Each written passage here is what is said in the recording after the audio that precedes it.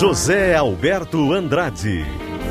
Muito boa tarde, são 13 horas 4 minutos, está no ar o Sala de Redação desta segunda-feira, 8 de fevereiro, o dia de aniversário da Rádio Gaúcha. São 94 anos e que coisa boa ter a chamada que precede o Sala de Redação, recordando essas duas grandes figuras, uma produto direto do Sala de Redação e a outra, o fundador do Sala de Redação. Cândido Norberto, ouvido anos atrás por Paulo Santana. Isso é uma relíquia e é algo que certamente nos dá muito mais responsabilidade de estar ocupando o microfone neste horário, que há 50 anos, e o Sala vai fazer 50 anos, é a maior tradição do rádio no Rio Grande do Sul. Sala de Redação está começando para a Gimo, a mais completa, a linha mais completa de inseticidas do Brasil, Zafari e Bourbon, Ruder Segurança, sua confiança faz a nossa força, ar-condicionado é na Frigelar, o seu centro completo de climatização, frigelar.com.br, Grupo IESA, vamos juntos, espumantes Aurora, com Aurora tem verão, e Banrisul, afinidade é ir além, é fazer mais. Seja cliente Afinidade Banrisul e se surpreenda.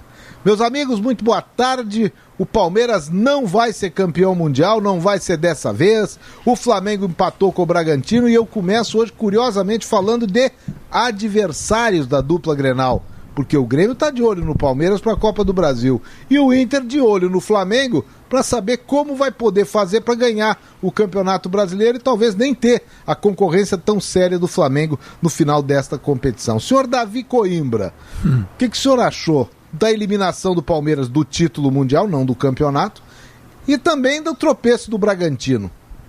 Do Bragantino, do Flamengo, diante do Bragantino, exatamente.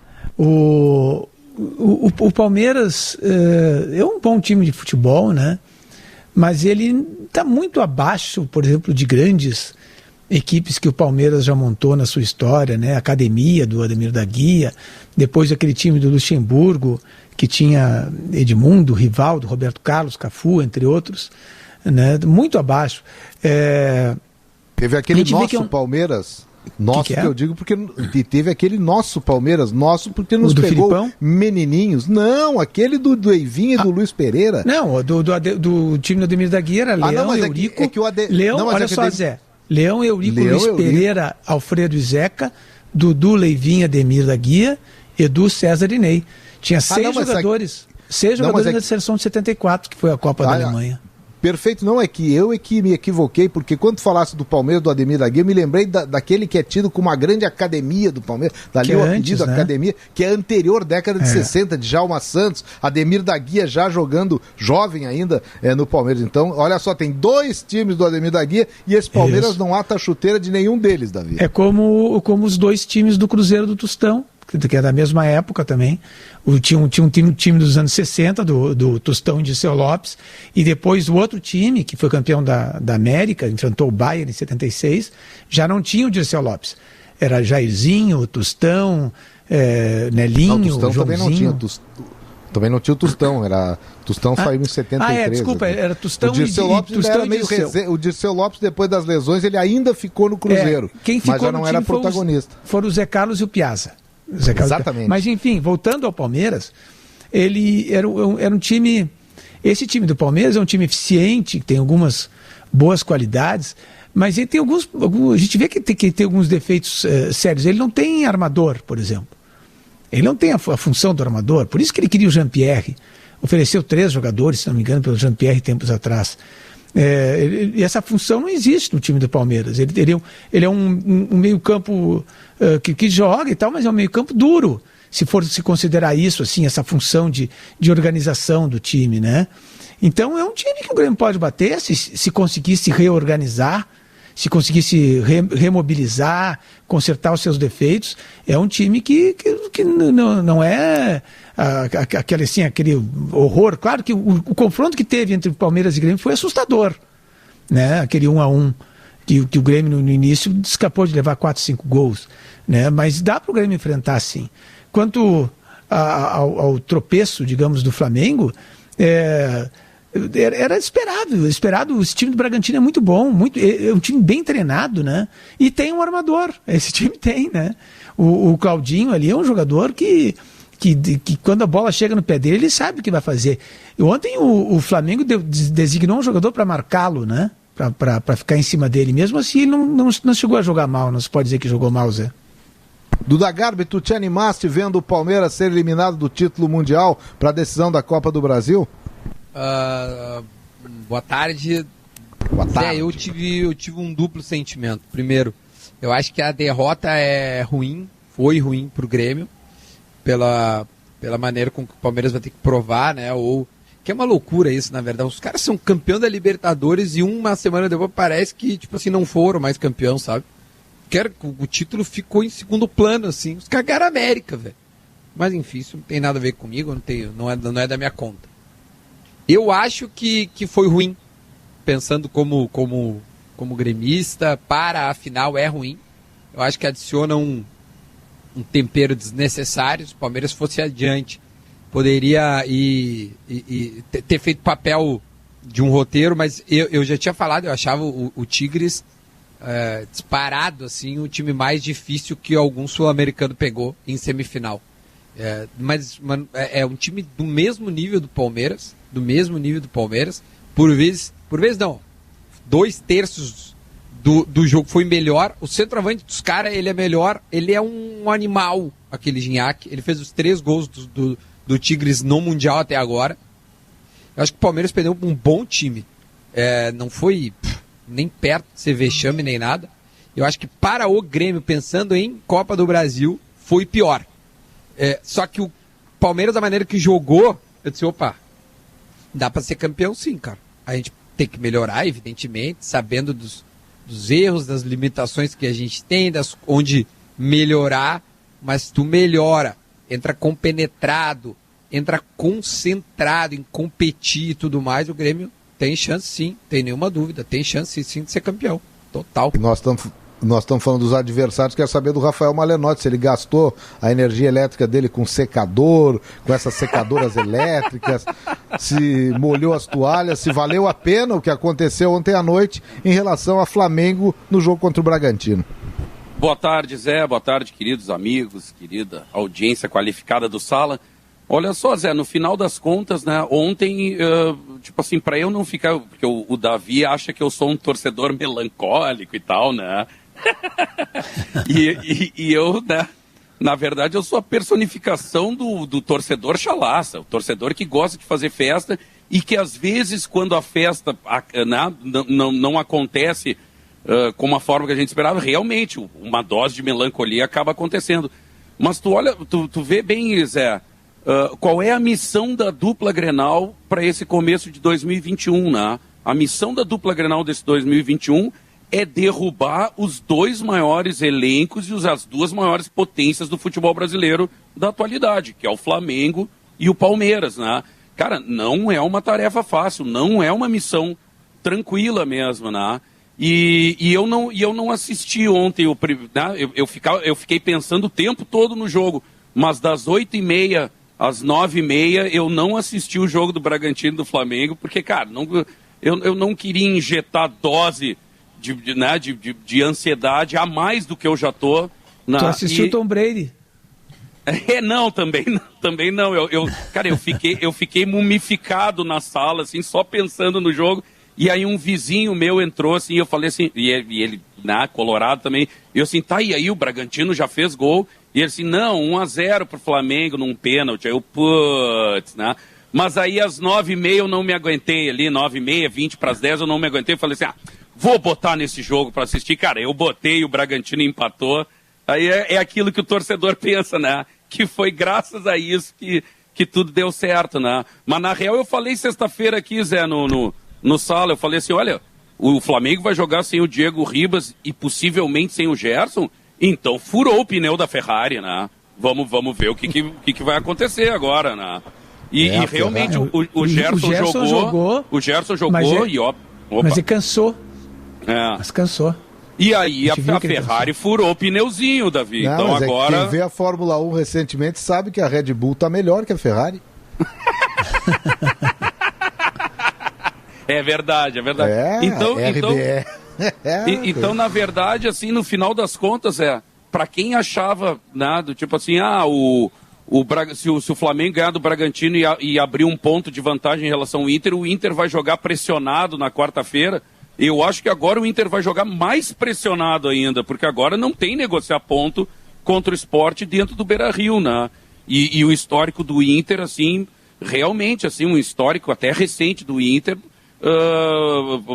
nos remete à história de o Inter se atrapalhar contra times que estão brigando na zona do rebaixamento e tal. Eu espero que essa escrita se encerre na quarta-feira com uma vitória tranquila, uma vitória, né, com boas doses de positividade aí para essa reta final. Leonardo Oliveira, houve alguma percepção técnico-tática, seja no Palmeiras, adversário do Grêmio, ou no Flamengo, adversário, inimigo do Inter, no Campeonato Brasileiro, alguma coisa que tenha ficado assim, olha, o Palmeiras perdeu porque ele não é tudo aquilo, como o Duda chegou a dizer que para ele abriu assim a ideia de que não, o Davi falou que o Palmeiras não tem armador, esse Palmeiras é o Palmeiras que vai jogar com o Grêmio, o time é titular. E o Flamengo, o Flamengo é o que está jogando o Campeonato Brasileiro. Tem algum recado para a dupla Grenal que tenha vindo desses jogos do ponto de vista de dentro do campo, Leonardo? Boa tarde. Boa tarde, Zé. Boa tarde aos amigos. Primeiro, quanto ao Palmeiras. O Palmeiras é um time que não joga com a bola. O Palmeiras é um time que joga com saída rápida, com transição. E teve dificuldade porque pegou um time muito bem treinado, um time que tem um técnico desde 2009, que tem uma base com 5, 6 jogadores que estavam em campo, por exemplo, ou que estavam no grupo que enfrentou o Inter em 2015. É um trabalho com consistência, um grande técnico, né? O Ricardo Ferretti, e a gente percebe, depois a gente pode aprofundar pelos movimentos que ele faz, pela forma como ele montou esse time. E depois queria convidá-los a gente aprofundar esse debate, porque me parece que esse Mundial ele manda um recado para nós. A gente já tinha dificuldade de ganhar dos europeus, já era quase bissexta, né, a nossa vitória sobre os europeus no Mundial. Agora a gente já não está conseguindo passar da semifinal.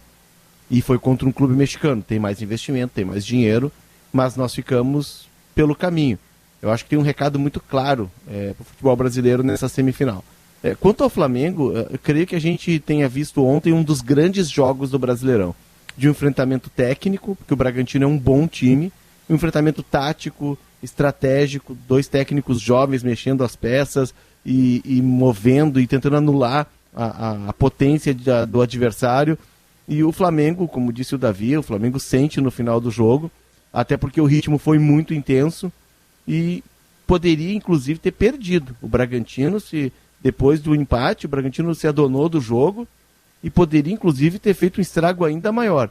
O grande saldo da noite é que o campeonato, o Inter vencendo o Sport, né, ele não depende mais do 100% do Flamengo. O Flamengo não depende mais só dele para ser campeão. O Inter vencendo o Sport, ele muda o eixo do campeonato e ele fica como o único clube que depende apenas de si. Esse foi o ponto, né, Adroaldo Guerra Filho, que tu tocasse muito ali no teu comentário no final do Esportes ao meio-dia, que não adianta o Flamengo ter dado uma possibilidade do Inter abrir vantagem se o Inter não cumprir as suas missões, que são Sport Recife e Vasco antes do jogo contra o Flamengo e até se precisar o Corinthians, porque é no Beira-Rio, Guerrinho. O Inter tá com uma faca e o queijo na mão, né? Mas tem que saber cortar agora a faca e o queijo. Se empatar com o Flamengo, faltam 7 pontos. Se não contar o jogo com o Flamengo, faltam 9 pontos. 2 vitórias no Beira-Rio e 1 fora contra o Vasco. Está tudo liquidado. Agora precisa transformar a teoria em prática. Eu ontem também assisti o Flamengo e Bragantino. O Flamengo fez 1-0 e poderia ter liquidado o jogo. O goleiro do Bragantino foi longe, mais longe do segundo, a maior figura em campo. Que o rapaz fez, Cleiton, o nome dele, veio do Atlético Mineiro, o rapaz fez chover, ele pegou tudo, mais tudo que pode pegar. Depois o Flamengo perdeu as pernas, segundo tempo caiu completamente fisicamente, o Rogério demorou a fazer as trocas, e o Bragantino teve a chance sim de surpreender. É bom lembrar que o gol do Bragantino foi um erro do Islas, né, que tinha sofrido um corte ali pela testa, pelo nariz, e talvez receoso em botar a cabeça na bola, deixou uma bola que era só tocar e botar para escanteio. Bom para o Inter, né, que ele não fez isso. Mas eu acho que está na mão do Inter agora, mais do que nunca. E esse empate do Bragantino com o Flamengo, ele suaviza o que aconteceu na Arena da Baixada. Né? O empate da Arena da Baixada na sexta foi horroroso, não foi legal. Hoje ele já não foi ruim, desde que o Inter faça a sua parte contra o Sport. Está na mão do Inter. Eu acho que o Flamengo ontem praticamente deixou o Inter ser campeão brasileiro.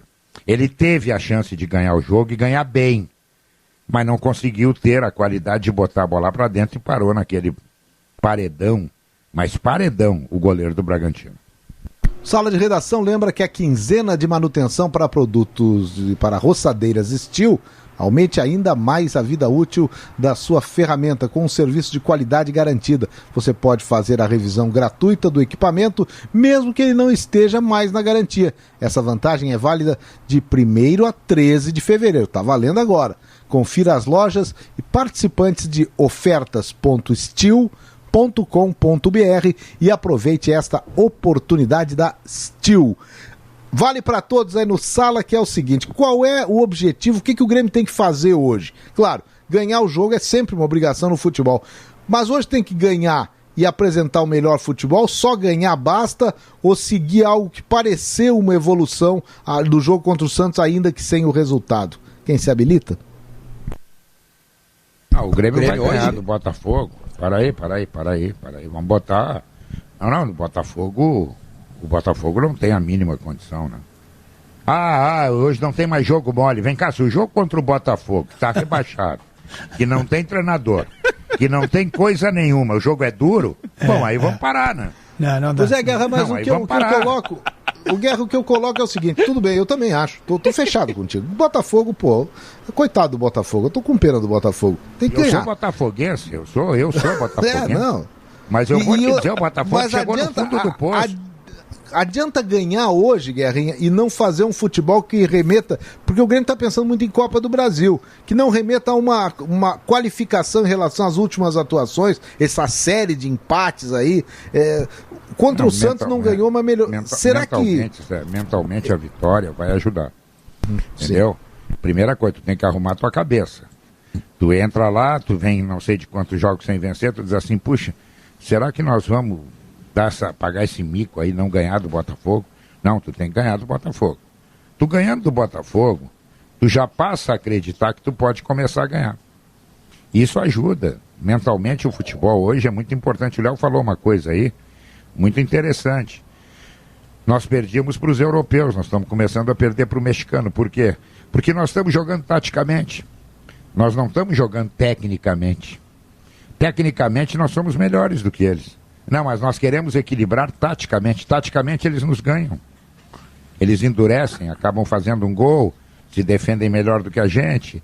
Então, hoje o Grêmio precisa, antes de tudo, ganhar. Porque ganhando melhora a cabeça. Melhorando a cabeça, tu já passa a acreditar que, olha, a boa fase voltou. Tu esquece tudo. Tu diz, não, aquilo era fase, já passou. E aí, de repente, acaba encontrando... ou se aproximando, encontrando, não vai encontrar tão cedo, aquele futebol que encantou a todos, mas se aproximando dele para poder enfrentar o Palmeiras e tentar o sucesso. O Grêmio tem que, e sobretudo ele tem que ensaiar, né? Tem que ser um ensaio pro jogo, pros jogos que importam, né? Que são aqueles jogos contra o Palmeiras. Ele tem que ver o que ele vai fazer. Olha, como é que nós vamos resolver o problema da defesa, como é que será que o Maicon já tem condições de voltar? Tem que ser isso aí. O Grêmio tem que ensaiar, né? Tem que se preparar para o jogo que vale mesmo, né? Porque eu acho que não tem mais nada que o Grêmio tem que estar pensando agora. Tem que parar com o empate. Tanto óbvio que tem que parar com o empate, porque afinal de contas é chato, né? Empatar 17 no campeonato. Empatar mais uma é desagradável. Mas precisa ensaiar. Eu acho que a função do Grêmio, o que o Grêmio tem que fazer agora é se preparar para a Copa do Brasil. E o resto é perfunctório. Eu estou muito errado quando eu digo que contra o Santos eu vi uma melhora, embora o resultado não tenha gostado nada do resultado, e a partir daí eu começo a cobrar uma evolução, ou daqui a pouco eu estou desfocado em relação ao brasileiro? Melhorou, mas a gente tem que botar um adendo, Zé. Era o Santos sem nada, né? É o Santos balhado na asa, depois de perder a decisão da Libertadores, sem Marinho, sem Soteldo, cheio de meninos. Então, não é assim aquele que evoluiu. Eu também acho que evoluiu. Mas ainda não é a prova de que se aproximou do seu melhor futebol. E não estava a fim de jogo, né, Guerrinha? Vai ter um teste. Tu vê que o Santos, essa semana, precisou de um pênalti para empatar com o Atlético Goianiense. Né? Então, a gente tem que olhar também para o outro lado do campo. Agora, ele tem depois, eu até ontem perguntei, me esqueci, depois do jogo de hoje contra o Botafogo, os adversários do Grêmio. Eu sei que o Grêmio pega o São Paulo. Mesmo o São Paulo estando nessa nhaca que está, trocando de treinador, é um teste mais forte.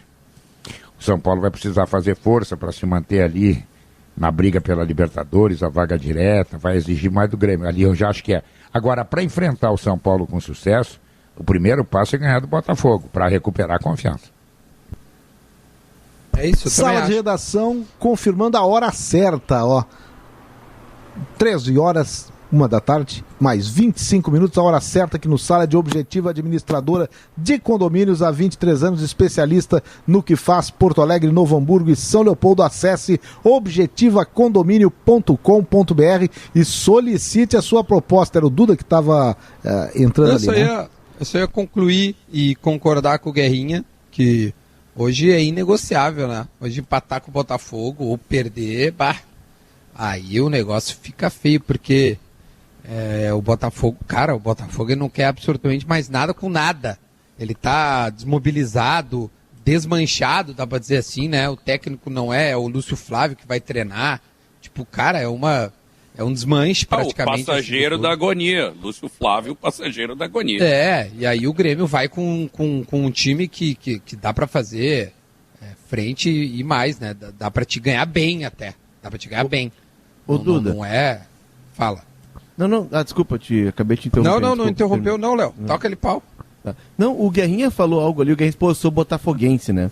E a gente tá vendo com muita tristeza o que acontece com o Botafogo. E o Guerra, o Davi e o Zé, eles são numa geração anterior à nossa, de um tempo em que o Botafogo era um clube muito forte por tudo que ele representava, pelos jogadores. O Botafogo, não sei, acho que você concorda, o Botafogo faz parte, assim como o Santos, da história do Brasil. Quem não gosta do Botafogo não gosta de futebol. Botafogo Exato. é a história do futebol brasileiro. Exato. E tá na história do Brasil, né? Ele é o Garrincha, ele é o Newton Santos.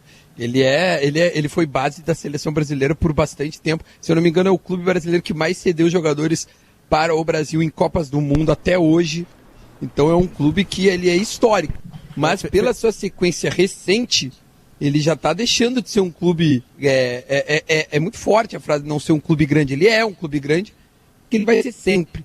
Mas ele já não disputa o melhor papel do Botafogo nos últimos 20 anos foi umas quartas de final de Libertadores da América. O Botafogo é um clube grande com um time pequeno. Mas é que faz tempo, né, cara? O último Botafogo foi o do Túlio Maravilha, em 95, né? Não, o último foi o que perdeu pro Grêmio nas quartas de final. Mas aí quarta de final, né? Não era nem semifinal, né? Pra te ver como a régua do Botafogo baixou. Esse é o grande feito do Botafogo. Pois é. O que num clube como o Botafogo é, tipo assim, cara, não pode comemorar a quarta. Eu sei que eles não comemoram isso, eu sei disso. Mas é triste, cara. É triste. Agora, não que é ter deixado de chegar nesse ponto. O que é o desleixo, né? Porque, na verdade, o Botafogo foi vítima da malversação de recursos, que a gente vê o Rio de Janeiro como um símbolo disso no Brasil, né? Como centro disso no Brasil. Olha aí os governadores do Rio de Janeiro presos, prefeitos presos, escândalo em cima de escândalo, criminalidade, crime organizado, violência. A gente vê o Rio de Janeiro, que é a capital emocional do país, né? O tambor do Brasil, como dizia o Getúlio Vargas. cidade mais linda, uma das cidades mais lindas do mundo, se não a mais linda do mundo, né? Ele que viveu assim momentos assim de auge cultural naqueles anos 60, 70, com toda aquela efervescência cultural que a gente via no Rio de Janeiro. O Botafogo é um símbolo disso, porque de más administrações, desleixo, descaso, né? E tu pega uma máquina, um monstro, um clube que tinha, vocês citaram aí, né, nos anos 60, anos 70, imagina, o Botafogo tinha Garrincha, Didi, Amarildo, Zagallo e Quarentinha no ataque, Newton Santos atrás. Meu Deus. Tudo isso aí era seleção brasileira. Depois teve Jairzinho, Zequinha, Paulo César Caju, tudo no mesmo time. Era uma maravilha ver o Botafogo jogar, né? E acaba com algumas gestões, não poucas, é verdade, mas algumas gestões desleixadas acabam fazendo isso com um clube de futebol. Hoje, tu lembras, Davi, quando o Botafogo... Não, assim, o Zé... O Botafogo tem times ruins? Sim, mas o Inter já teve times ruins, o Grêmio já teve times ruins, se recuperam. Só que o clube Botafogo foi sendo corroendo por suas administrações. O clube foi sendo como se fosse assim cupins entrando na carne do clube, né? E comendo o clube por dentro. Foi isso que aconteceu. Esse é um risco que correm, assim. Felizmente, Grêmio Internacional tem gente competente trabalhando, tem uma atenção da comunidade, né? Porque a torcida vai diminuindo, vai perdendo o título, a torcida vai diminuindo. Mas o Botafogo... Teve um momento do Botafogo, nos anos 80, em que o Botafogo primeiro amargava uma longa série sem títulos. Ele tinha vencido o Campeonato Carioca de 68 e não ganhou mais nada até os anos 80 e 80 alto. Vai ganhar um Carioca em 89.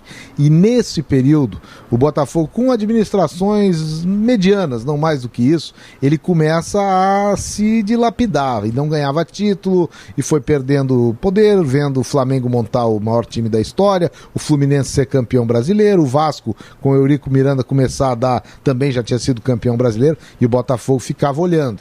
E o Botafogo não ganhava. E aí o Botafogo não é que cometeu um erro, mas ele foi permeável o suficiente para que na final dos anos 80, o bicheiro Emil Pinheiro, não sei se vocês lembram, ele tomou conta do Botafogo. O Botafogo pertenceu durante um tempo, foi praticamente terceirizado para um contraventor que botava o seu próprio dinheiro, montou um time e o Botafogo ganhou o Campeonato Carioca. Aquele que que o Maurício fez o gol, o de 89 que o Espinosa era o técnico, o Renato jogou lá também e o Botafogo fez grandes contratações. Ele foi campeão em 89 e 90.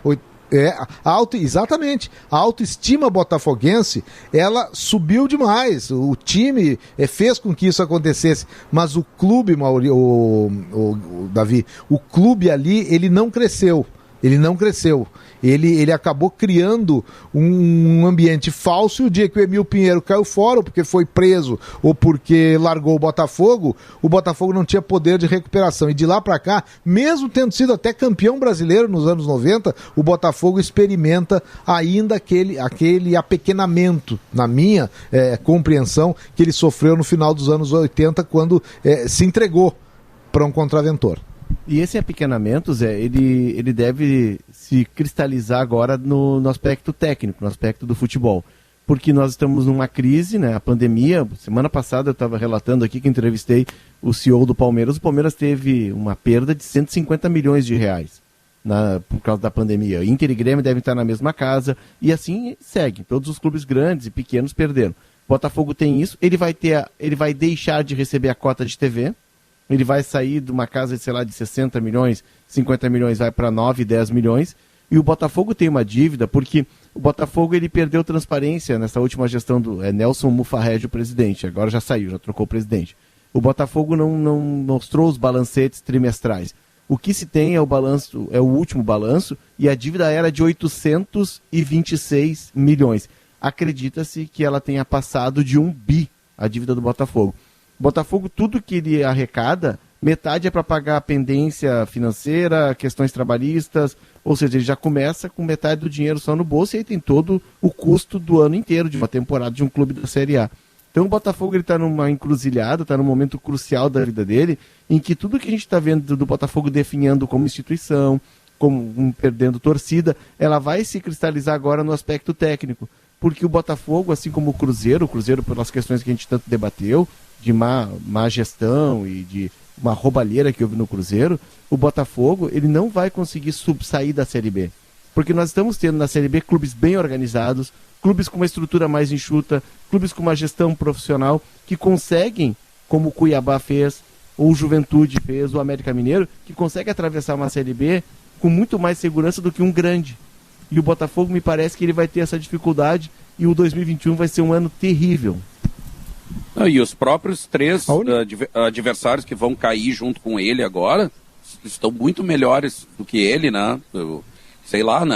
Enfim, o Goiás, o Curitiba, eles têm um gerenciamento muito mais organizado do que o próprio Botafogo, né? E ele vai descer para lá para pegar, enfim, todos os que não conseguiram subir, né? Então o perrengue é grande. Eu lembro que só faltava em 2018 tudo isso e o Botafogo ganhar do Grêmio hoje. Ué, não é impossível, nada é impossível nesse mundo. Boa tarde, Maurício Saraiva. Estamos aqui há 30 minutos dando-lhe pau no Botafogo, o Botafogo ganha o jogo, já pensou? Não, mas é que o Botafogo é o seguinte, o Botafogo é um clube que tem 2 caminhos. Se avançar aquele projeto, aquela lei, enfim, de que os clubes poderão, não por obrigatoriedade, os clubes poderão fazer uma opção por clube-empresa, de maneira em que haja um investidor e tudo seja regulamentado, e esta empresa dissociada do clube, o Botafogo S.A., por exemplo, consiga fazer um time e se desvincule da dívida de quase 1 bilhão, há uma família de banqueiros que torce para o Botafogo e que já teve um momento interessado em fazer o Botafogo funcionar no futebol. Se isso se mantém, eu não sei, mas esse é um caminho, porque o outro caminho é o Botafogo virar um clube de piscina. Clube de piscina não é nenhum demérito, desde que a natureza do negócio, desde que a natureza do clube seja ser um clube de piscina. Agora, um clube de futebol, com a sede que o Botafogo tem, General Severiano, Botafogo, Frente pro Cristo Redentor, Garrincha, Jairzinho, Gerson, esse Botafogo se virar um clube de piscina, aí é triste, porque na sua natureza não está a ser clube de piscina, está a ser clube de futebol. Essa sede que o Maurício se refere, o popular Mourisco, pelo seu estilo arquitetônico, que fica ali na coisa ponta linda, da praia, né, Nossa Senhora, da Enseada de Botafogo. Você está com Sala de Redação no dia do aniversário da Rádio Gaúcha e com os nossos parceiros de sempre aqui no Sala, que nos dão muito prazer em estar aqui como Gimo. Diga lá, Maurício.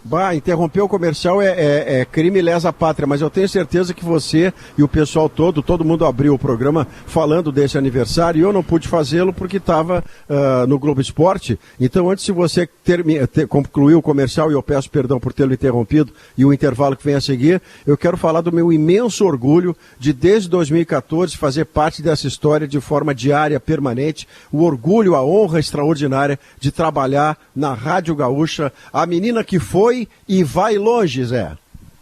Essa guria vai longe. E Gimo também. Chegou o Gimo Álcool 70 Aerosol. A proteção do álcool aliada à praticidade do aerosol. Gimo, qualidade comprovada. No verão os dias são mais longos e a cidade fica mais calma e as ruas mais tranquilas. Verão é para relaxar. Passe no Zafari para aproveitar Zafari Bourbon. Economizar é comprar bem. O top executivo é da Ruder, a marca de segurança escolhida pelos gaúchos e pelos maiores empresários do estado. Frigelar procurando um ar-condicionado econômico? Ora, conheça o split inverter da Springer Midea, que você vai encontrar na Frigelar. Quem entende de ar-condicionado escolhe Springer Midea e a Frigelar. Frigelar.com.br é o endereço. Grupo IESA apresenta a Operação Verão. Nissan Kicks com preço de 2020 e até 100% da FIP no seu usado. É a super queima de estoque que acontece só na IESA Nissan. Verão tem que ter sol para bronzear, piscina para se refrescar e espumantes Aurora para harmonizar. Aproveite, com Aurora tem verão. Beba com moderação. Afinidade é ir além, é fazer mais. Cliente Afinidade Banrisul tem consultoria especializada. Saiba mais em banrisul.com.br/afinidade. Você sabe que aqui no Sala também a gente tem tintas Killing, a tinta gaúcha e fida, sólida por natureza. E quando pinta o Santaninha por aí, a gente pensa na Facate. Quer conhecer a 5ª melhor faculdade integrada do Brasil na avaliação do MEC? Opte pela Facate. Intervalo comercial e o Sala já volta.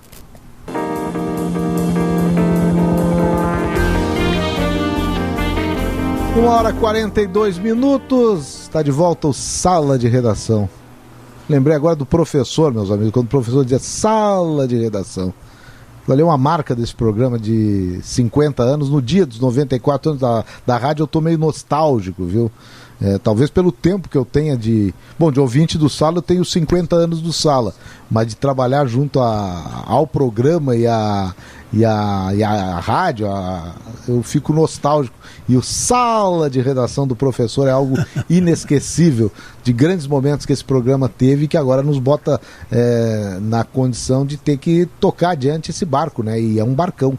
Gimo na linha mais completa de inseticidas do Brasil, Zafari Bourbon, Ruder, segurança, sua confiança faz a nossa força. Ar-condicionado é na Frigelar, seu centro completo de climatização, frigelar.com.br. Grupo IESA, vamos juntos, espumantes Aurora, com Aurora tem verão. Afinidade é Banrisul, afinidade é ir além, é fazer mais. Seja cliente Afinidade Banrisul e se surpreenda. Maurício Saraiva, eu não sei se chegasse a prestar atenção, já que o Cicobi é o patrocinador também pelas opiniões tuas e do Diogo Olivier aqui no programa. Cicobi, somos feitos de valores. Tu ouviste o comercial do Cicobi agora no intervalo? Ouvi. Martinho da Vila adaptando o samba, ficou delicioso. É ele. Coisa... E claro é ele, né? Não é fake, não é cover. Não eu fiquei ouvindo. Imitando o homem, não. Não. Ele é inimitado, até porque ele é inimitável, mas que espetáculo, ficou Martinho da Vila. Ficou bom parabéns ao Cicobi, somos feitos de valores. Martinho da Vila é um grande valor aí no comercial do Cicobi. Grande sacada, espetacular a sacada do Cicobi. Meus amigos, Thiago Galhardo fez que foi, mas não foi. E o Inter tem ele à disposição para esses últimos jogos, ou pelo menos para quarta-feira, parece que ainda não. Mas tem ele como opção para os últimos jogos do Campeonato Brasileiro. O que significa isso? Vale mais para o Inter lamentar o dinheiro que não entrou ou o reforço que chegou sem ter saído? Eu gosto da ideia de um Thiago Galhardo remotivado e ninguém melhor do que Abel Braga para fazer esse serviço. Claro que 10 milhões, mais de 10 milhões que entrariam, era um alívio de caixa para quem recém assume presidência e para quem quer um fôlego de dinheiro para poder fazer suas coisas. Mas em não acontecendo o negócio, muito melhor do que lamentá-lo, é tentar pegar a parte boa do não sair do negócio. E a parte boa é que fica no Beira-Rio um goleador, que não vive bom momento técnico já há algum tempo. Ele foi dos jogadores, se não foi o que mais sentiu, Zé, e eu até diria que foi o que mais sentiu a saída do Cudê, ele foi dos que mais sentiram, porque ele tinha um tipo de status com o Cudê, um tipo de função encontrada pelo treinador, que o levou à seleção brasileira. Do outro jeito do Abel, ele já foi menos, em parte pelo esquema, em outra parte porque ele se impactou pela saída do treinador anterior. Ele tem um gol com o Abel, que é um pênalti batido no travessão e ela entra, lá contra o Bahia, na Fonte Nova. Mas nada impede que este mesmo Abel fale com a Galhardo e diga: rapaz, você não foi, se você ficou é por alguma razão, você tem uma contribuição a dar pra gente. E remotiva o Galhardo para a reta final do Brasileirão. É que tem uma questão, Maurício, primeiro que a negociação ela não avançou, porque faltaram as garantias bancárias, né? Ninguém vende nada sem garantia bancária, mas é uma sinalização da leitura que o Inter fez. O Inter hoje tem o Yuri Alberto, que é um jogador jovem, que é um jogador que vive um bom momento, muito potencial e que encaixa numa ideia de jogo do Abel Braga. E o Inter tem para momentos de maior apuro, da ligação direta, da trombada com o zagueiro, o Abel Hernandes. Tem uma outra característica, até segura um pouco mais a bola na frente do que o Yuri. É um jogador que serve muito, né? É muito útil para determinado momento do jogo. O Thiago Galhardo, e a gente reconhece a qualidade do Thiago Galhardo, não à toa ele fez 15 gols no primeiro turno do Brasileirão em 19 jogos, mas o Thiago Galhardo ele estava meio peixe fora d'água nesse time do Abel. Porque a ideia de jogo do Abel é de um atacante apenas. E esse atacante tem que segurar a bola, ele tem que prender os zagueiros para que o time saia de trás e consiga chegar. Ele tem que fazer um papel de pivô. Ou ele tem de receber na frente, como o Yuri Alberto vem recebendo, e ganhar do zagueiro na potência, no arranque, né, para chegar em condições de arrematar. O Thiago Galhardo não é esse jogador, não tem essa característica. E me parece que o Inter também faz a leitura do pós-Brasileirão, quando ali por abril, por exemplo, vai ter de volta o Paulo Guerreiro. E a ideia do Inter com a troca do técnico é de um esquema que vai ter um centroavante mas vai ter 2 jogadores de lado, de muita velocidade. É uma ideia mais ou menos parecida com a que o Bragantino jogou ontem. E aí não tem espaço para 2 atacantes, como tinha na ideia de jogo do Cudê. Malenotti, tu gostou? A saída do Galhardo, ela estava meio estranha, sabe? Houve boatos aí de que que haveria algum problema, era estranho, porque um goleador, mesmo com um bom dinheiro, um jogador que não é jovem e tal, sair assim numa reta dessas do campeonato, no final, faltam pouquíssimos jogos para terminar o campeonato, 3 jogos para o Inter, né? 3 jogos. 4 jogos. 4 jogos. Não faltam 4 jogos. 4. Se ele mantiver a diferença em 3 jogos, não faltam 4. Pode faltar até menos. O Inter pode ser campeão domingo que vem. Pode faltar até menos. Se o Inter ganha do Sport na quarta-feira... Abre 4 pontos. Ele pode, se ele ganha do Vasco... Ele pode encerrar o campeonato bem antes. O Inter pode encerrar o campeoto domingo que vem. Ele ganha do Sport do Corinthians e o Flamengo perdendo... Não, do Vasco. Do Vasco e o Flamengo perdendo para o Corinthians... A diferença vai chegar Inter e Flamengo em 7 pontos, tendo 6 para disputar. O Inter acabou. É campeão no próximo no domingo nesse cenário. Então fazer um negócio assim, com um jogador que é um jogador importante. Ele teve sua importância nesse campeonato. Aí, sem o Galhardo, o Inter não teria esses pontos que tem. Os pontos que tem. Então, negociar um jogador a essa altura do campeonato, sei lá. Eu entendo as justificativas financeiras, mas é estranho. Comungo com as ideias, com o pensamento do Davi, e venho falando isso e venho escrevendo sobre isso, que para mim o Inter poderia até resolver problemas nos cofres, mas que perdeu o artilheiro do Campeonato Brasileiro, ainda que ele não fosse mais titular absoluto. Eu discuto hoje o Galhardo ser titular do jeito que tá, eu acho que não. Se o outro se machuca? Terceiro amarelo, Davi. Terceiro amarelo, tá todo mundo aí em via de ser pendurado, e eu achei muito passiva a situação, e ninguém... Eu achei os colorados meio passivos, eu confesso. Não sei o que o Malenotti pensava da saída do Acho que Galhardo. Aí é a confiança de que tudo tá dando certo, entende? Eu acho que ela às vezes é excessiva. Mas é que o Galhardo deixou de ser um jogador fundamental pro Inter como ele foi no primeiro fundamental turno. Ele não é, mas ele é importante. Porque nesse momento tá para ganhar um título que não ganha 42 anos. Faltando 3 jogos para ganhar o título. Não é o momento de se desconcentrar, de se desfazer de nada. E o Marcos Guilherme está sendo titular, né? O Davi foi pelo Abel titular. É o momento de reunir todas as forças, de tudo que tu tiver, tu usa. O negócio é mandar o Marcos Guilherme, então, lá para os caras lá, não foi o Galhardo, vai... Que o Inter que o Inter precisa vender não é segredo para ninguém, precisa. Agora, o Inter não foi bater na porta dos árabes para vender. Os árabes foram primeiro, como sempre faz qualquer clube, em cima do Galhardo.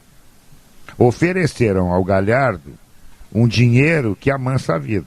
Aquilo mexe com o jogador vai na direção e diz, olha, tem uma proposta, a proposta realmente é daquelas que me interessa, e eles agora vão falar com vocês. Aí eles vieram falar com o Inter. Bom, o Inter precisa vender, não quer vender, mas precisa.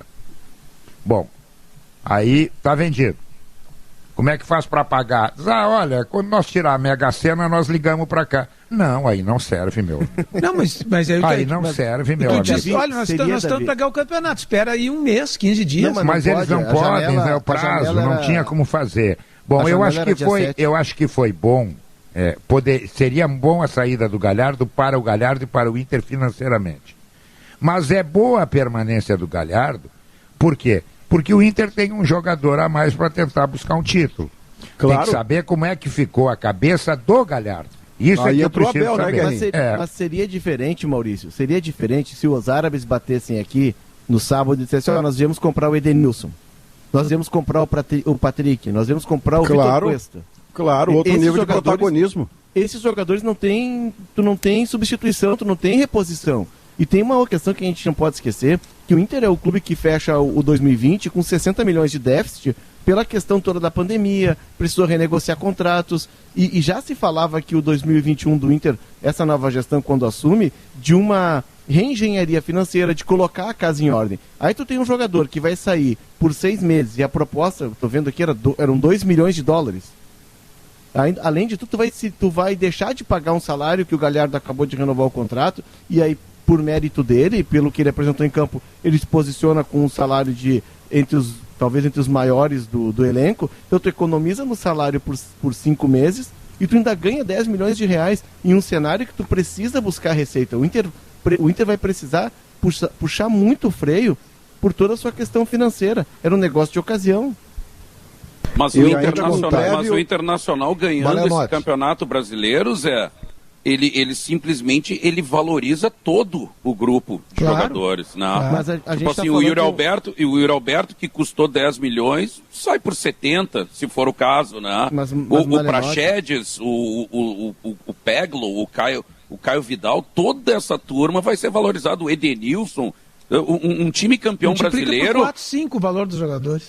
Um time campeão brasileiro, ele simplesmente ganha uma valorização imediata aos olhos dos caras que estão em cima do mercado buscando jogadores. Né? Eu acho que nessa reta final do brasileiro, por exemplo, quando os caras dizem assim, não, o Botafogo, o Goiás, os times que estão lutando para não cair, eles vêm morto. Pode até ser que coletivamente sim, mas tu vê que tem jogadores que nas últimas 3, 4 partidas, cara, eles dão a vida, que é para ver se eles têm a possibilidade de migrar de um time que vai para a Série B para migrar para um elenco que vai ficar, que continua brigando na Série A. O Sport está lutando muito. O Sport, isso. O Sport está ali, tá na fronteira ali do rebaixamento. Ele não pode vacilar. Então, é óbvio, assim, é evidente, o Inter tocou uma goleada no Sport, lá no Recife. Mas vai perder motivado. Provavelmente vai acontecer isso. Vai perder motivado. O Internacional não vai golear o Sport, o Internacional vai fazer 1-0. Então, e 1-0 no Vasco. E 1-0 no Corinthians. 3 gols liquida tudo. Provavelmente. Mas o fato é que assim, ó. Faz 1-0 no Maraca, então. Faz 1-0 no Flamengo e acaba com esse sofrimento. Mas não é um jogo em que o adversário. Não tem mais nada a fazer. Não é bem assim. O adversário está interessado no jogo. Eu também acho que o Inter vai ganhar mesmo com o Sport motivado. Mas vai perder interessado também. Pelo amor de Deus. Provavelmente sim. Mas quem garante? Entende? Aí é um tropeço. Vai perder motivado. Aí o seguinte, aí o centroavante se machuca e quando tu olha pro banco não tem o outro centroavante que está fazendo gol. Nessa hora não é hora de pensar em dinheiro.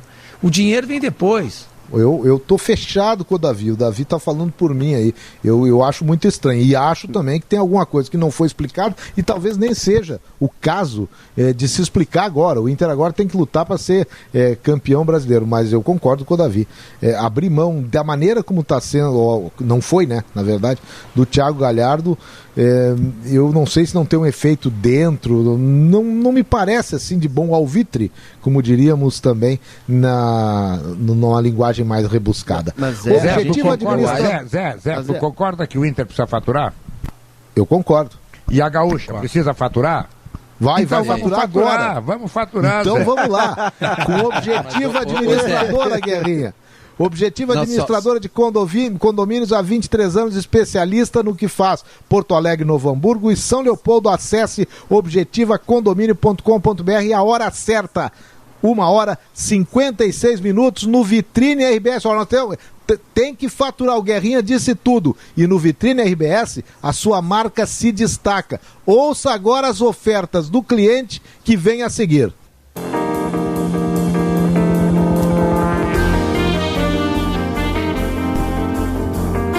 Às 2h04, o Sala de Redação está de volta para a Gimo, a linha mais completa de inseticidas do Brasil, Zafari e Bourbon.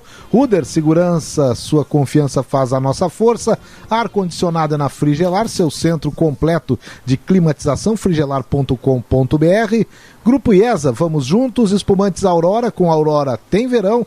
E Banrisul, afinidade é ir além, é fazer mais. Seja cliente Afinidade Banrisul e se surpreenda. Sala de redação que tem sempre Davi Coimbra, um homem que toma chimarrão.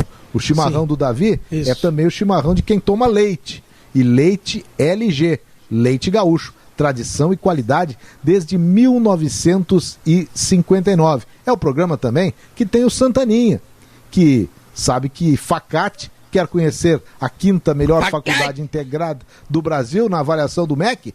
Opte pela Facate, Santaninha, como tu. Tem que optar pela Facate. E tem também Maurício Saraiva, Diogo Olivier e outros tantos, com Cicobi, somos feitos de valor. Santaninha, boa. Tu que és o personagem criado, surgido no Sala de Redação, desde o Santana original, o que tu pode dizer no aniversário da Rádio Gaúcha, Santaninha? Parabéns pra você nesta data, querida, muitas felicidades, muitos anos de vida.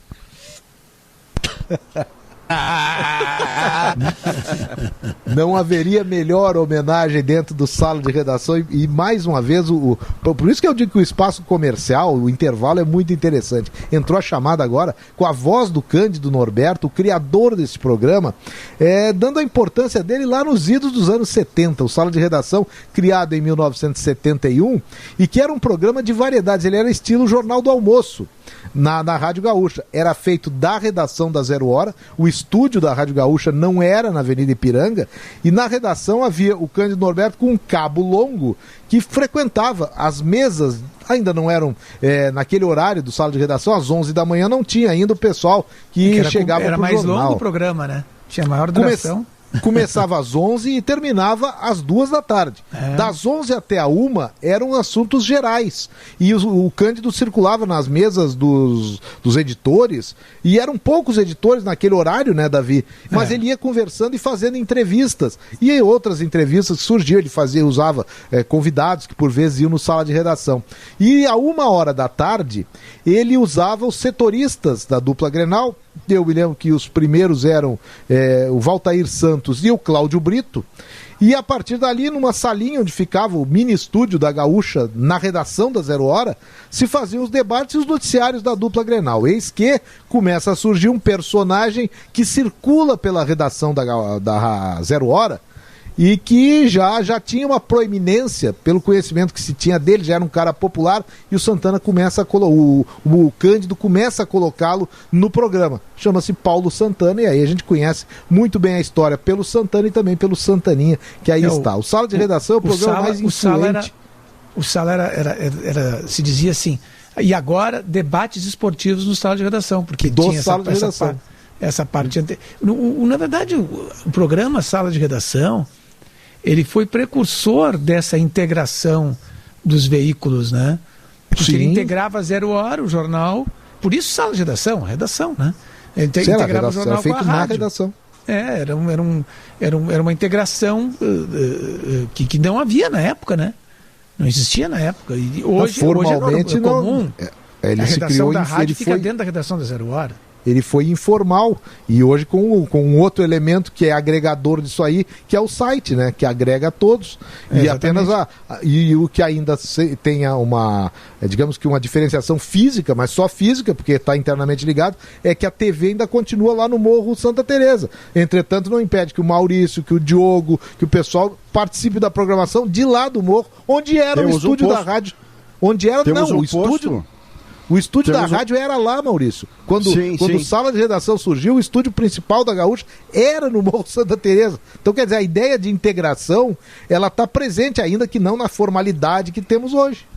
Não, e você sabe que hoje, no primeiro momento, quando foi feito o posto da Gaúcha na RBS TV, lá no Morro Santa Teresa, era no andar acima da redação do esporte, porque por muito tempo a redação do esporte era no mesmo espaço físico da redação geral.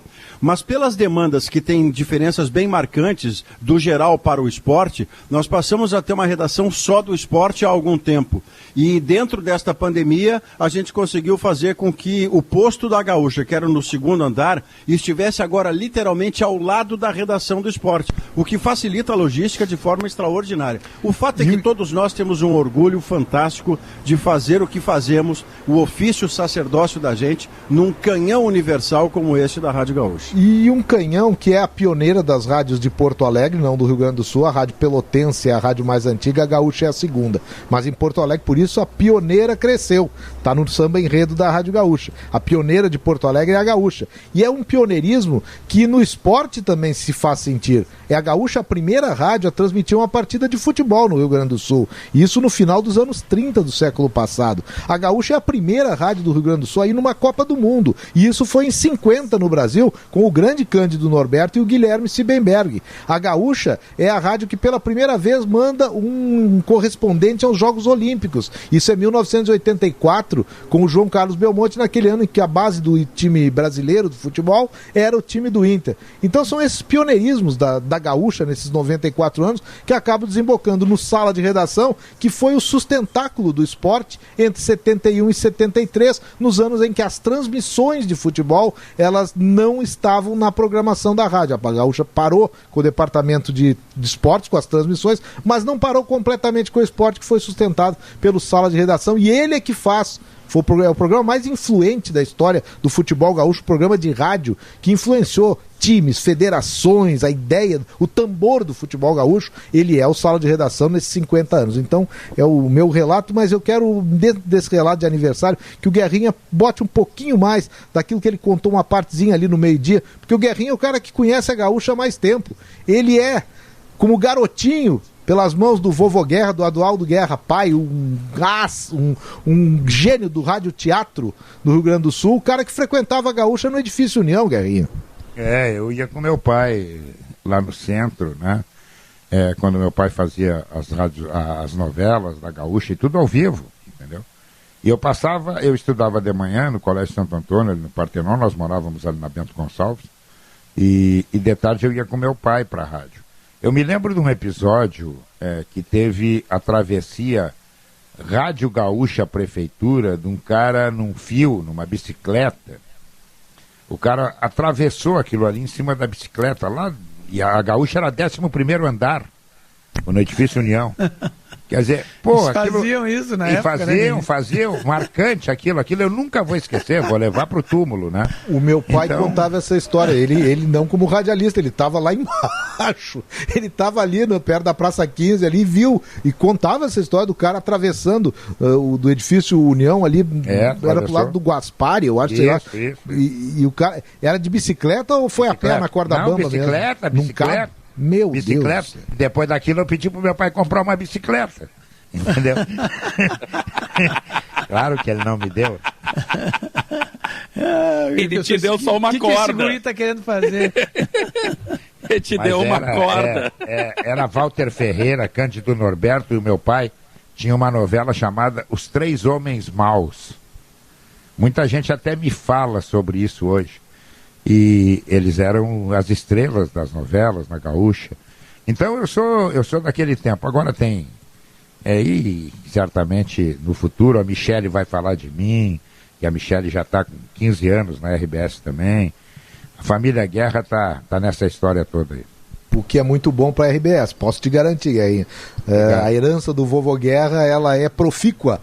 E nós bebemos muito da sabedoria tua, a da Michele também, pelo tempo que ela tem, a gente faz esse intercâmbio aí com a família Guerra, e muito nos é útil isso. Eu tenho muita honra aqui, Guerrinha, de ter sido produtor da tua inserção direta no microfone da Gaúcha nos tempos do programa do Falcão, que tu fazias junto com o Falcão. Então eu tenho muito... Isso aí tá na história da Gaúcha em 1999. O Falcão foi o Abílio dos Reis da minha vida, né? Eu lembro como se fosse hoje. O Falcão disse pra mim: vai ali no Ranzolim ali que eu vou lançar um programa sábado e tu vai fazer comigo. E eu disse pra ele: como programa? Não tô entendendo que tu... Eu nunca tinha feito rádio, né? E ele disse: é um programa de entrevistas, Falcão na Gaúcha, tu vai fazer comigo. Eu digo: não vou fazer nada, não é minha praia essa aí. Tava lá no Esporte da Zero Hora, né, Guilherme? Isso. Foi ali no bar da Zero Hora que ele me comunicou. Isso. Não, vai ali, desce ali, fala com o Ranzolim, que o Ranzolim... Falcão, eu vou te dizer de novo, eu não vou fazer. Se tu não fizer, o programa não vai sair. Então não vai sair. Eu não vou fazer. Eu não é rádio, não é minha praia. Agora eu vou te fazer uma pergunta. O que tu quer que eu faça num programa que tem o Falcão na Gaúcha entrevistando os caras? Tu vai fazer a sacanagem. Eu faço o lado sério e tu faz a sacanagem. E eu me apresentei pro Ranzolin. Nunca te iludiram, né, Gainha? Não disseram pra ti, não, tu faz filosofia. Não, era isso, né? Não. Quero dizer para vocês que foi uma belíssima experiência que eu tive e carrego muito no coração e no meu currículo, de ter sido produtor durante 2 anos do Falcão na Gaúcha com a presença do Guerrinha. Lembra do quem foi? O entrevistado de estreia Primeiro, Claro que eu lembro. Quando ele disse assim para mim, Guerrinha, hoje de noite às 9 horas, eu nem vou dizer o nome do hotel, ali no centro, eu te espero ali. Digo, mas o que nós vamos fazer lá, Falcão? Nós vamos entrevistar o Romário. Falcão, para com a brincadeira. Para. Vamos arrumar outro cara. Não vai daí, não vai rolar essa aí, ele não vai nos dar entrevista. Falei, Guerrinha, 9 horas ali. Eu fui. Era 1 minuto para as 9, nós estávamos na sala, abriu a porta, entrou o Romário. Eu disse, que é isso, rapaz? O Falcão conseguiu. E nós fizemos o programa. Aí terminou o programa, eu disse para ele, pô, Romário, eu sou repórter da Zero Hora, eu passei um dia no Rio correndo atrás de ti para gravar contigo, para fazer uma matéria contigo. Aí ele olhou bem para mim assim e disse assim, por que tu não me disse que era amigo do Falcão? Ali eu vi quem era o Falcão. São histórias desses 94 anos de Rádio Gaúcha aqui dentro do Sala de Redação, que vai agora pro seu último intervalo comercial e depois tem a saideira da turma do Sala. 2h19, o Sala de Redação indo para o seu último bloco aqui no dia do aniversário da Rádio Gaúcha. Estamos recebendo aqui várias mensagens e uma delas nos chega através, onde é que está aqui? Estou me perdendo? Não estou me perdendo não, do Sindicato dos Policiais Federais do Rio Grande do Sul, parabenizando a Rádio Gaúcha pela passagem dos seus 94 anos, numa menção especial àqueles profissionais que fazem o dia a dia da emissora. Obrigado aí, presidente Júlio César Nunes dos Santos, do Sindicato dos Policiais Federais do Rio Grande do Sul, que nos está fazendo. Quem está nos ouvindo lá em São Paulo também é o Acas Felliger, assessor de imprensa, dono de uma empresa de assessoria que presta serviço, entre outros, para o Luiz Felipe Scolari, para o Alex, agora técnico, né? Ex-meia do Curitiba, do Palmeiras, do Cruzeiro, do Fenerbahçe, como ele diz lá da Turquia. Grande Acas, está nos ouvindo lá, ouve todo dia o Sala de Redação lá em São Paulo.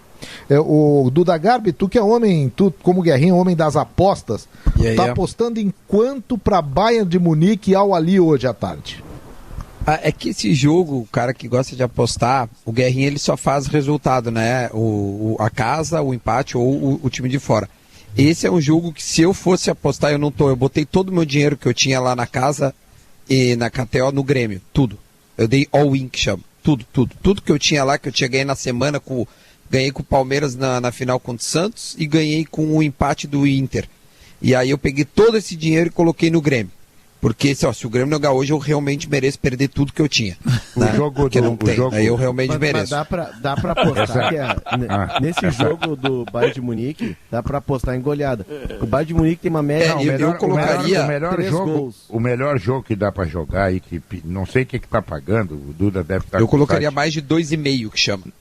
Que o Bayern fazendo mais de 2 gols. É o que eu colocaria. Coloca assim, Duda, o Bayern ganha no primeiro tempo. Você também, que deve estar pagando 1,40. É o que paga mais. Basta 1-0. 1-0. Ganhou no primeiro tempo. Primeiro tempo empatado, tu perdeu. Ganha no primeiro tempo. E dá um rateio bom, porque é só 45 minutos. É o melhor. Me tira uma dúvida. Se o resultado final, se o resultado final é 1-1, mas o Bayern ganhou o primeiro tempo, você ganhou o dinheiro? Se ele não fizer a vantagem no primeiro tempo, tu perdeu. Se ele fizer a vantagem, tu ganhou. Tá, e se ao final o placar foi 1-1, que tu continua ganhando. Claro. É que na verdade tu transformou o jogo em 45 minutos. Perfeito. O teu jogo termina assim que encerrar o primeiro tempo. 45 minutos, exatamente. Isso aí. E ainda assim é 1,40, é isso? Porra, isso aí é caso de polícia. Tinha que olhar no site. Caso de polícia. Mas eu, por exemplo... Isso aí é o seguinte, Maurício. Eu peguei o teu credor vem buscar o dinheiro às 4h30, o jogo começa às 15:45, tu precisa estar com o dinheiro na mão 4h30, então tu aposta só em 45. O do Grêmio, eu peguei a 1,57. Então eu coloquei uma grana lá... Isso é quase um assalto à mão armada. Entendeu? Não, tu imagina, cara, o Grêmio vai com o que melhor tem que vencer, e o Botafogo já tá rebaixado, entendeu? Tipo assim, eu coloquei tudo que eu tinha lá na casa, vamos ver. Mas tomara que ganhe, pelo amor de Deus. No ano que o Grêmio foi rebaixado, o Grêmio tava caindo aos pés, foi um rebaixamento muitíssimo merecido, porque ele 91. não ganhava de ninguém, né? Não, em 2004. Tá, mas aí não é o Botafogo, é que o Botafogo é em 91. Não, o Grêmio, quando o Grêmio foi rebaixado. Eu sei, mas o Botafogo rebaixa o Grêmio, Davi, em 91. Sim, mas não vou falar de Grêmio e Botafogo, vou falar do bueno. Grêmio, tá? O Grêmio naquele ano do rebaixamento, ele enfrentou o Atlético Paranaense, acho que na última rodada, ou penúltima rodada. Penúltimo. Foi em Erechim, eu acho. E o Atlético Paranaense poderia ser campeão do Brasil naquele ano. E estava ganhando o jogo de 3-0 do Grêmio. E o Grêmio, com aquele time caindo aos pedaços, empatou em 3-3 e tirou o título do Atlético Paranaense. Uma grande atuação do Cláudio Pitbull naquela reação do Grêmio. Isso. E o Atlético E no jogo em Erechim, se não me engano, era no interior. Eu tava nesse jogo. E foi uma maluquice, né, Zé? Porque o Grêmio estava rebaixado e os jogadores foram pra tela comemorar com a torcida a busca daquele 3-3. O Botafogo dos grandes, Guerra, ele é o que caiu mais cedo, desde que tem pontos corridos. O Botafogo foi um pavor. Mas naquele tempo, Davi, a minha mãe engravidava ainda. Entendeu? Agora não. Ô Guerrinha, a dica pro Bayern de Munique, do que é da aposta, tu e o Duda, é que o Bayern de Munique, em mais de 40% dos jogos na temporada, ele fez mais de 3 gols. A diferença... tem uma média altíssima, ele goleou. A diferença é muito grande, cara, muito grande. O Bayern de Munique é o seguinte, eu tava com uma falsa ideia, porque o Bayern começou o campeonato alemão, que está agora ocorrendo, ele começou claudicante, ele começou dando uns tropeços meio feio, e ficou numa situação ali, já tinha algumas rodadas e ele estava fora dos 3 primeiros. Olha, vai ser o ano não, aquele do Bayern de Munique, o outro vai ser campeão e o ano que vem ele volta para ser campeão. Também na Liga dos Campeões ele teve alguns jogos que não foi tão bem, assim, olha, acho que ele foi eliminado na Copa da Alemanha, uma coisa assim, teve dificuldades também, o Bayern não é o bicho, se o Palmeiras passar, o Palmeiras tem chance de ser campeão. Quando eu olhei recentemente a classificação, o Bayern já não só é líder do alemão, como ele é líder com folga e vai ser campeão de novo, não tenho dúvida nenhuma disso. Não, mas isso aí, Zé, tu tem razão, mas foi na 19-20, porque ele começa com o Niko Kovac de técnico, e aí não dá aquela liga no vestiário, e o Bayern, ele cai depois de tomar 4-1 do Stuttgart, e aí ele cai e assume o Hans-Dieter Flick, que era auxiliar, tinha sido auxiliar na seleção alemã do Joachim Löw, e aí ele assume e transforma o Bayern nessa máquina. E nessa temporada os números são, eles têm 30 jogos e 2 derrotas. Mas tu tem razão, na temporada passada, e aí surpreende, porque o que eles fizeram com o Barcelona foi dobrar o Barcelona, dobrar de novo, fazer um origami do Barcelona e guardar no bolso. 8-2 num time do tamanho do Barcelona. Falando em técnico aí, né? O Rogério Ceni, que pintou tão bem no Fortaleza, e é um grande personagem, né, do futebol brasileiro, toda aquela influência que ele tem no São Paulo, a gente sabe que ele tem uma influência até hoje mesmo, fora do clube, ele tem influência no São Paulo. Ele como técnico do Flamengo, ele pegou uma Ferrari, né, e não consegue fazer a Ferrari correr. Jogou bem contra o Grêmio, jogou bem 1, 2, 3 partidas, mas ontem, por exemplo, que o Flamengo até jogou muito bem o primeiro tempo, né, a gente via que estava se impondo, mas no segundo tempo, quando as coisas não estavam acontecendo, ele tendo os jogadores que ele tem no banco, tendo o Pedro no banco, por exemplo, ele não mexeu no time, ele foi botar o Pedro, se não me engano foi 42 minutos, 41 minutos. Isso aí por aí. Puxa vida, aí tu fica pensando, o cara tem que ganhar. O jogo está se esvaindo, as coisas não estão acontecendo, e ele passivo, à beira do campo, né? Eu não sei o que falta para o Rogério Ceni, talvez seja um pouco mais de rodagem em clube grande mesmo, né, para entender essa necessidade que tem. O clube grande tem que vencer, né? O clube grande tem que vencer. É que ontem, Davi, se não fosse o goleiro, inclusive no segundo tempo, porque o que faz o Flamengo? O primeiro tempo do Flamengo é um jogo equilibrado, e o Flamengo consegue no primeiro tempo fechar o primeiro tempo como dono do jogo. E no segundo, o que faz o Flamengo? Ele marca. O Flamengo passa a anular o Bragantino e o jogo está sob controle. O que fez? Mas não Bragantino... tem jogo sob controle com 1-0, né, Léo? Mas tu quer ver, o que é, foi muito interessante que o Rogério fez. O Bragantino, ele tem uma saída com os dois zagueiros que sabem sair muito bem, o Léo Ortiz e o Liger, e o Raul, que dominou o jogo aqui no Beira-Rio. É o cara que começa tudo. E o Rogério marca esses dois caras e deixa os laterais, que são mais comuns, assim, são jogadores sem refino, para que eles dessem a saída. Então a bola viajava toda hora. No único lance em que o Léo Ortiz não foi marcado, ele dá uma invertida de bola, o Isla falha, é verdade, mas o gol começa no único lance que o Léo Ortiz consegue articular desde lá de trás. Mas o Bragantino estava atacando. O Bragantino não ficou amarrado. Não estava conseguindo. Ele não estava amarrado. Não, claro, ele estava enfrentando o Flamengo. Eu vou me valer. Ele não estava enfrentando o Ibis. Ele estava enfrentando o Flamengo, mas mesmo assim time, ele se impôs. Ele não foi. Ele não foi um time. Um time amedrontado diante da grandeza do Flamengo. O Barbieri é bom treinador, né? Não, e a gente está vendo surgir no Brasil uma nova força. O Davi disse bem, o Bragantino em nenhum momento ficou com medo do Flamengo. Ele fez um enfrentamento igual para igual com o Flamengo.